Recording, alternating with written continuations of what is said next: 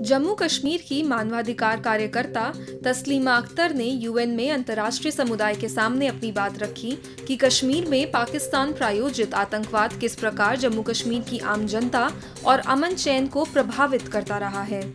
उन्होंने अपने बचपन की यादें साझा करते हुए कहा कि उस समय वह केवल 11 साल की थी जब उनके पिता और बड़े भाई को पाकिस्तान समर्थित आतंकवादियों ने अगवा कर लिया था।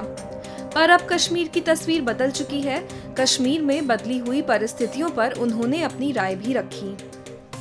देखिए, हम यूनाइटेड नेशन इसलिए जाते रहते हैं कि हम वहाँ पर टेररिज्म, जो पाक स्पॉन्सर टेररिज्म ने गदर किया है हमारे जम्मू कश्मीर में, उनकी वॉइस बनकर मैं जाती हूँ। क्योंकि पूरी दुनिया को पता है पाकिस्तान स्पॉन्सर टेररिज्म ने कई बार जम्मू कश्मीर पे कितने बड़े बड़े हमले किए हैं। चाहे वो पुलवामा अटैक हो, चाहे वो रिसेंटली बायसरन में पहलगाम अटैक हो, हमारे निहत्ते लोगों को वहाँ पर मारा है।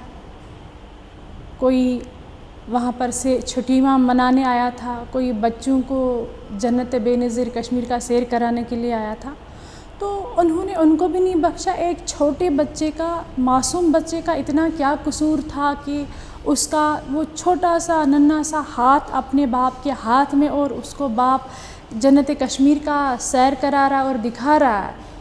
अच्छा, उसको पता ही नहीं बच्चे को कि क्या ये हाथ Pakistan sponsor terrorists for ever के लिए मुझे छीन लेंगे, ये लास्ट टाइम मेरा हाथ बाप के हाथ में है।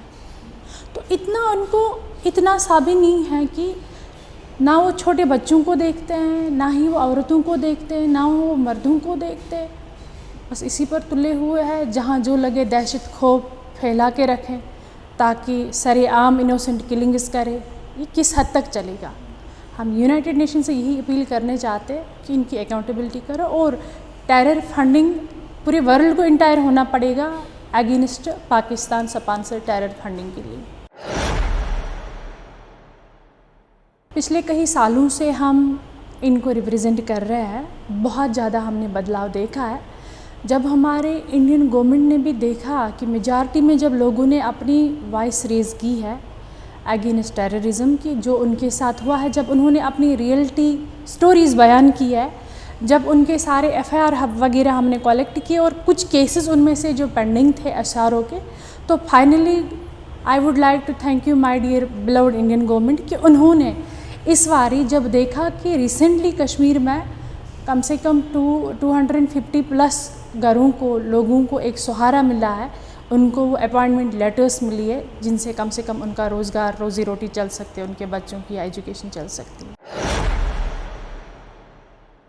सबसे पहले मैं इन चीज़ों को मानती हूँ, इन चेंजेस को मानती हूँ कि जो वहाँ पर पाकिस्तान स्पॉन्सर टेररिस्ट्स थे या बाय सेपरेटिस्ट्स स्टोन पेल्टिंग हुआ करती थी, अपने लोगों में एक टकराव बना दिया था पाकिस्तान ने। कम से कम वो तो अब हट गया। वो वायलेशंस इंडियन गवर्नमेंट ने अच्छे से क्रश किए है बिकॉज ऑफ आर्टिकल 370। तो दूसरी बात, हमारे कश्मीर के बच्चे नहीं स्कूल जा पाते थे। वो स्कूल का बैग लेके जाते थे घर से, तो रास्ते में ही उनको सेपरेटिस्ट आइडियोलॉजी चेंज करके स्टोन पेल्टिंग करवाते थे। तो कम से कम वो अब नहीं हो रहा। हमारे बच्चे बहुत अच्छे तरीके से पढ़ाई कर रहे हैं, अपनी पढ़ाई पर फोकस कर रहे हैं, और अपने बिज़नेस पर कर रहे हैं फोकस, और अपने अच्छे चीज़ों पर फोकस कर रहे हैं। कम से कम इन चीज़ों से तो हमें छुटकारा मिला। ये हमारे लिए सबसे काफ़ी इम्प्रूवमेंट है और चेंजेस हैं।